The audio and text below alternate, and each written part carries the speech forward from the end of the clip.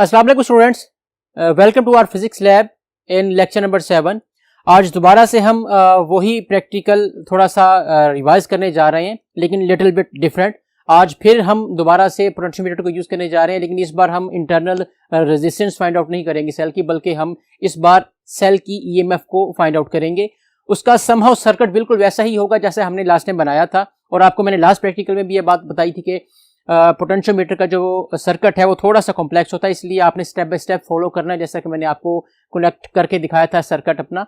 इस प्रैक्टिकल में भी हम उसको उसी तरह का तकरीबन सर्किट डिजाइन करेंगे, डेवलप करेंगे और फाइंड आउट करेंगे हमारी के एक सेल की जो अननोन सेल है हमारे पास, उसकी क्या ईएमएफ आती है हमारे पास।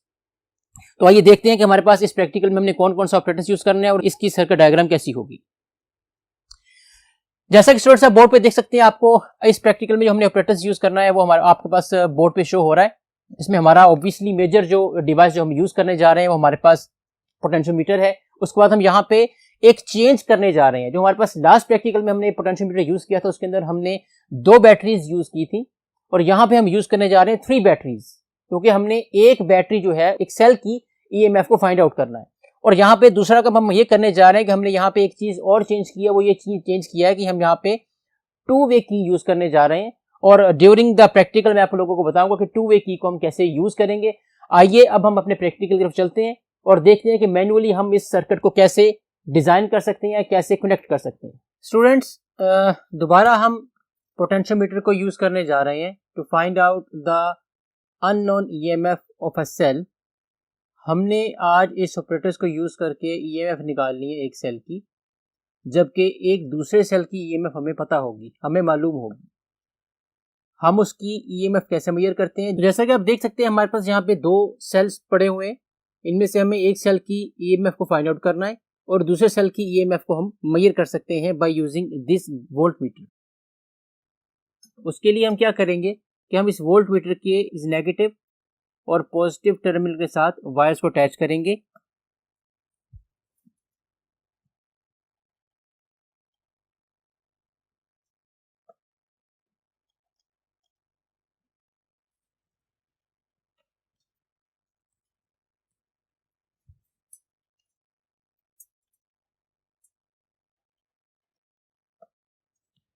और इस सेल के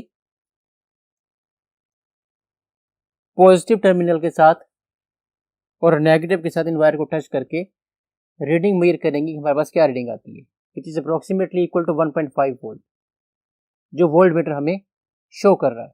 इसका मतलब है कि हमारे पास जो E1 है उसकी ईएमएफ हमने मेजर कर ली है बाय यूजिंग वोल्ट मीटर, जो कि हमारे पास 1.5 वोल्ट आती है।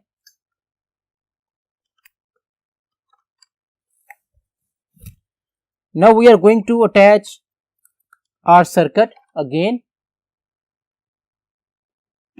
और ये सर्किट हमारा बिल्कुल उसी तरह से हमने अटैच करना है जैसा कि हमने अपने प्रीवियस एक प्रैक्टिकल में अटैच किया था, जिसमें हमने पोटेंशियोमीटर को यूज किया और फाइंड आउट की हमने internal resistance of a cell.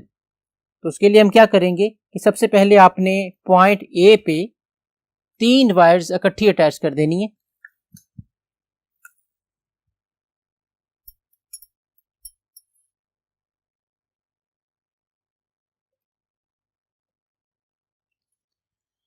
इनमें से एक वायर को आप अपनी इस बैटरी के पॉजिटिव टर्मिनल से अटैच करेंगे,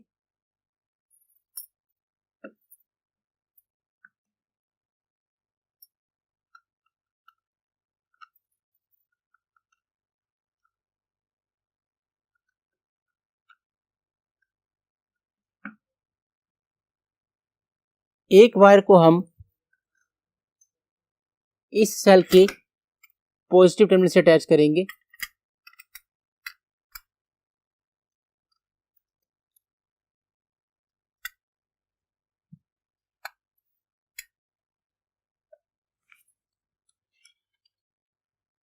और एक वायर जो हमने पॉइंट ए पे लगाई है उसकी थर्ड वायर को हम इस सेल के पॉजिटिव टर्मिनल से अटैच करेंगे।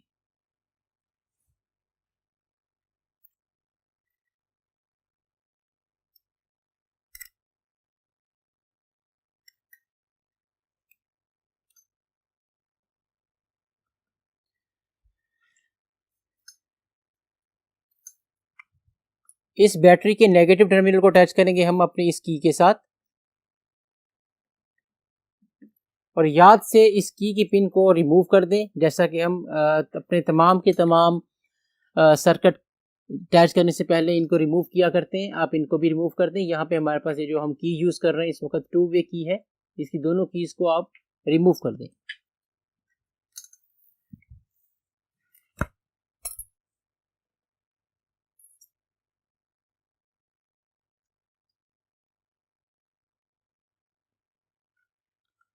इस की के सेकंड टर्मिनल को हम अटैच करेंगे अपने रेजिस्टेंस बॉक्स के साथ।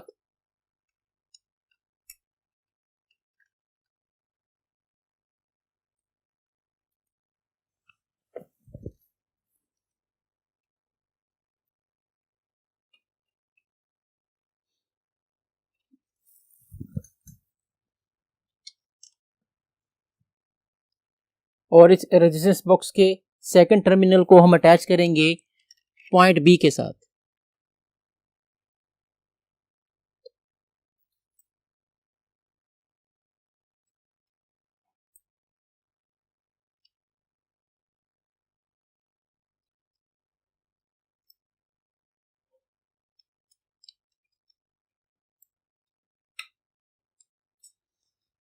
ये सर्किट हमारा कंप्लीट हो चुका है इस साइड से।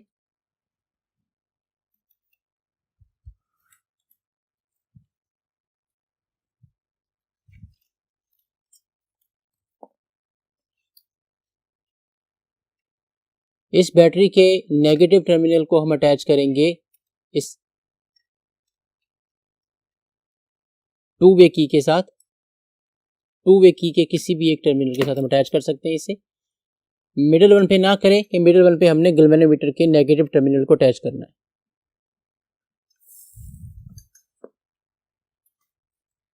इसी तरह से दूसरे सेल के नेगेटिव टर्मिनल को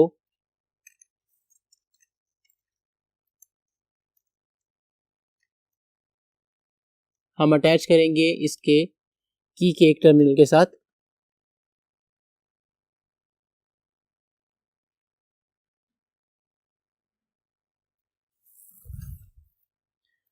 और लास्ट वायर जो हमने लगानी है इस 2 वे की के मिडिल टर्मिनल पे, उसको हम अटैच करेंगे अपने गैल्वेनोमीटर के नेगेटिव टर्मिनल के साथ।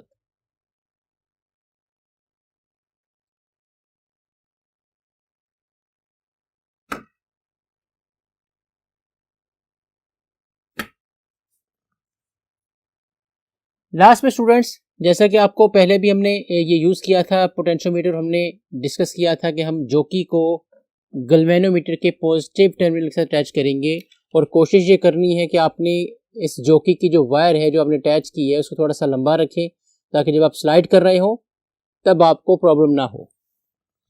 हम अपना सर्किट अटैच कर चुके हैं, और जैसा कि मैं आपको हर प्रैक्टिकल में ये बताता हूँ, सर्किट अटैच करने के बाद कि हमने ये चेक करना है और तसल्ली करनी है कि कब के सब पॉइंट्स और कनेक्शंस प्रॉपरली अटैच हुए हैं, फिक्स हुए हैं कि नहीं हुए, कोई कनेक्शन लूज तो नहीं रह गया, या किसी वायर की जो इंसुलेशन है वो किसी कनेक्शन के अंदर तो नहीं आ रही। तो प्रॉपरली चेक करते हैं 1 बाय 1, ताकि हम ये तसल्ली कर सकें कि हमारे पास कोई कनेक्शन लूज तो नहीं है। और प्रॉपरली चेक करने के बाद हम अपनी रीडिंग लेंगे।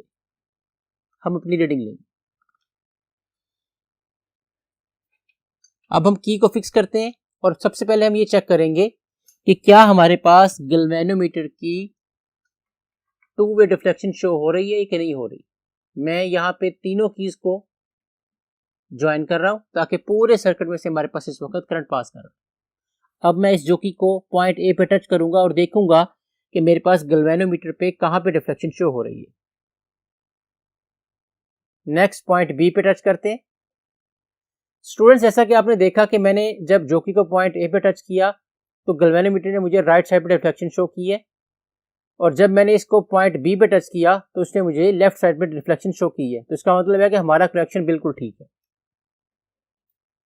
अब जैसा कि हम प्रैक्टिकल स्टार्ट करने से पहले एक सेल की ईएमएफ फाइंड आउट कर चुके हैं, जो E1 हमारे पास 1.5 आ चुकी है, 1.5 वोल्ट आ चुकी है। दूसरे सेल की ईएमएफ हम फाइंड आउट करने जा रहे हैं। उसके लिए हम फर्स्ट रीडिंग लेंगे और फर्स्ट रीडिंग लेने के लिए जो हमने L1 की वैल्यू फाइंड आउट करनी है, उसके लिए हम क्या करेंगे कि हम इस सर्किट की इस की को रिमूव कर देंगे।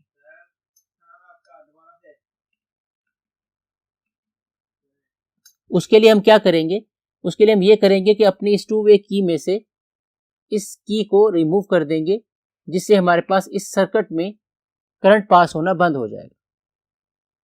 और हम डिफ्लेक्शन चेक करेंगे, जहां पे हमारे पास डिफ्लेक्शन 0 शो होती है वो पोजीशन चेक करेंगे कि हमारे पास क्या पोजीशन आती है।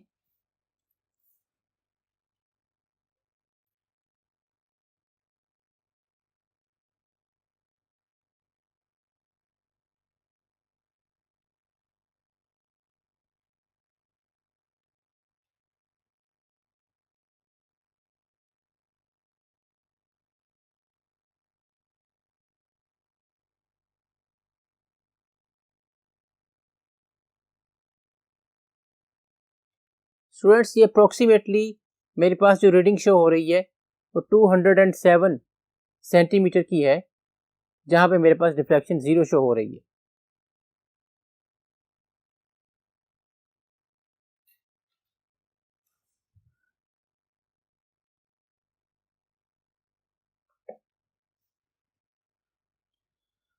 अब इस पिन को निकालते हैं और इस पिन को यहाँ पे अटैच करते हैं ताकि हमारा फर्स्ट सर्किट ओपन हो जाए और सेकंड क्लोज हो जाए। अब हम इसी तरह से दोबारा से चेक करेंगे कि हमारे पास L2 के लिए वो कौन सी पोजीशन है जहां पे डिफ्लेक्शन 0 शो होगी गैल्वेनोमीटर की। याद रहे हमने अभी जो L1 वैल्यू निकाली है वो 207 सेंटीमीटर निकाली है, तो ये वैल्यू भी उसके आसपास आएगी।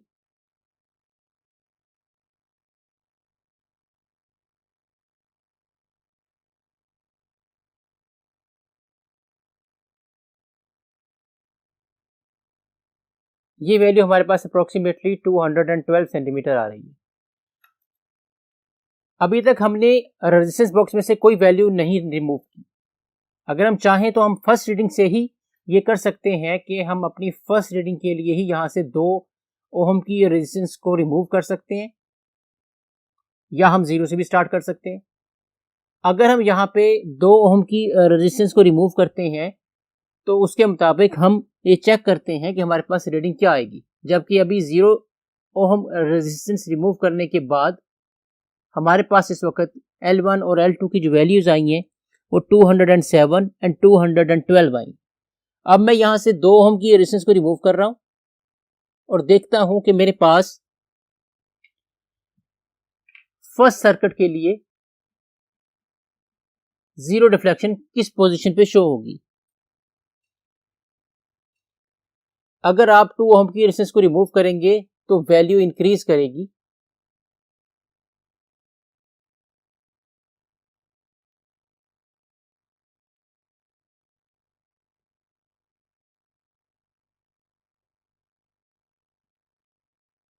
ये पोजीशन हमारे पास आ रही है 221 सेंटीमीटर। अब इसी की को हम निकालते हैं और सेकंड सर्किट में पुट करते हैं और दोबारा से देखते हैं कि हमारे पास वैल्यू L2 की क्या आती है। It would be more than 221।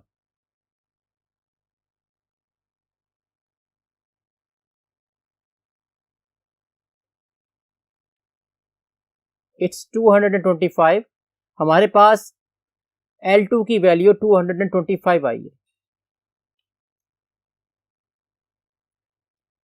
Third reading लेने के लिए हम 2 ओम की रेजिस्टेंस को और रिमूव करते हैं और अब इस वक्त हमारे पास हमने 4 ओम की रेजिस्टेंस को रिमूव कर दिया है और दोबारा से हम रीडिंग नोट करेंगे अपने पहले सर्किट में, फिर दूसरे सर्किट में L1 और L2 के लिए।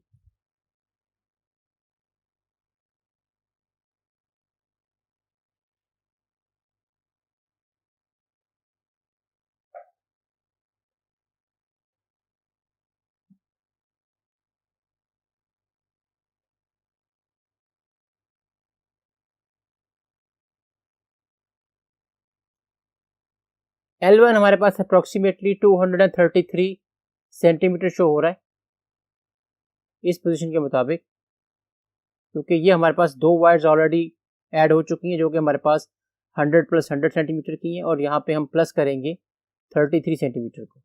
तो L1 हमारे पास 233 सेंटीमीटर आ रहा है। हम L2 के लिए इस की को दूसरे सर्कल में पुट करेंगे और देखेंगे कि हमारे पास L2 की वैल्यू क्या आती है।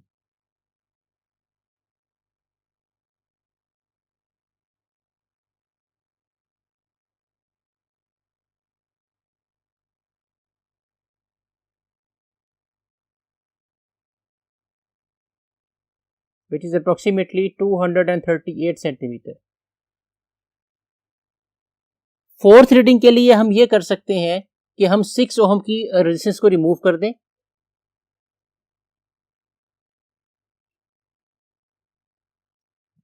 अब हम देखेंगे कि L1 और L2 की हमारे पास क्या वैल्यूज आती है।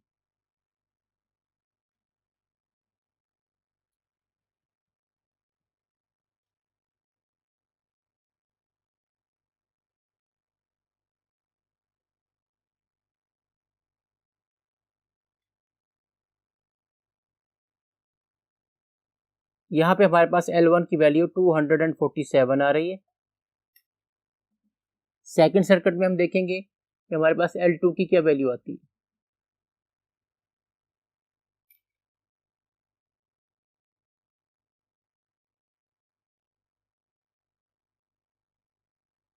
अप्रोक्सीमेटली 252 सेंटीमीटर हमारे पास L2 की वैल्यू आई है। तो स्टूडेंट्स, जैसा कि आपने देखा कि हमने यहाँ पे 0, 2, 4 और 6 ओहम की रेजिस्टेंस पे 4 डिफरेंट वैल्यूज ली हैं और L1 और L2 की वैल्यू निकाली है। अब अपने टेबल के मुताबिक हम अपनी L1 और L2 की वैल्यूज को यूज करेंगे। हम फाइंड आउट करेंगे कि हमारे पास अननोन EMF इस सेल की कितनी होगी। तो स्टूडेंट्स, आपने देखा कि हमने इस प्रैक्टिकल में भी वही रेजिस्टेंस बॉक्स यूज करके 1 by 1 पहले हमने 0 ओहम पे, फिर 2, 4 और 6 ओहम की रेजिस्टेंस को रिमूव करके 1 by 1 L1 और L2 की वैल्यूज निकाली। हम स्टार्ट पर ही जो एक सेल हमने अलहदा से यूज किया है जिसकी हमें EMF मालूम थी, पता थी E1, वो हमने वोल्ट मीटर से मेजर कर ली थी और आपने उसके वोल्ट मीटर से मेजर करने के बाद देखा कि उसकी वैल्यू हमारे पास 1.5 वोल्ट आती। एक बात का ख्याल रखिए स्टूडेंट्स, ये लाजमी नहीं है कि आपकी हर बार इस प्रैक्टिकल में रीडिंग 1.5 वोल्ट ही आएगी, या इवन के जो सेल आप यूज करने जा रहे हो जिसकी आपने वोल्ट मीटर को यूज करके वैल्यू निकाली है 1.5 वोल्ट, उसकी 1.3 भी हो सकती है, 1.35 भी हो सकती है, 1.4 भी हो सकती है। डिपेंड्स कि आप अगर नए सेल यूज कर रहे हैं तो ऑब्वियसली उसकी वैल्यू 1.5 ही आएगी, लेकिन आप यूज सेल यूज कर रहे हैं तो उसकी वैल्यू 1.5 से कम भी हो सकती है। तो उसके मुताबिक आपका आंसर उसी तरह चेंज होगा। अगर ऐसा हो जाए कि आपका आंसर जो नॉन सेल का है उसकी EMF 1.5 वोल्ट नहीं आती, तो उसका मतलब ये नहीं है कि आपका सेल खराब है या वो प्रैक्टिकल की रीडिंग गलत हो जाएगी। नो, जो सेल आप यूज कर रहे हैं और जैसे यूज कर रहे हैं वैसे ही उसी के मुताबिक उसकी रीडिंग आएगी। लेकिन मैं अपने तमाम प्रैक्टिकल्स में बार बार आप लोगों को ये तनबीह करता हूं कि जब हम प्रैक्टिकल कर रहे होते हैं सर्किट वाला, तो उसके अंदर आपने एक चीज का बहुत ज्यादा ख्याल रखना है, वो ये रखना है कि जब आप सर्किट को कनेक्ट कर चुके हैं तो उसके अंदर आपने ये देखना है कि कोई भी कनेक्शन आपका लूज तो नहीं रह गया, कोई भी वायर की इंसुलेशन कहीं किसी कनेक्शन में तो नहीं आ गई। तो उसका नुकसान आपको ये होगा कि आप गैल्वेनोमीटर यूज कर रहे हैं, वोल्ट मीटर यूज कर रहे हैं, या जो भी कोई डिवाइस एम मीटर या ओहम मीटर यूज कर रहे हैं, वो जो भी यूज करेंगे आपको आपकी वैल्यू जो है, जो मेजरमेंट है, वो बिल्कुल ठीक नहीं मिलेगी। तो आज का ये प्रैक्टिकल था हमारा जिसके अंदर हमने फाइंड आउट करना था unknown EMF of a cell, जो कि हमने फाइंड आउट की है बाय यूजिंग पोटेंशियोमीटर। इंशाल्लाह अगले लेक्चर में किसी और प्रैक्टिकल के साथ हाजिर होंगे। तब तक के लिए इजाजत दीजिए। अल्लाह हाफिज।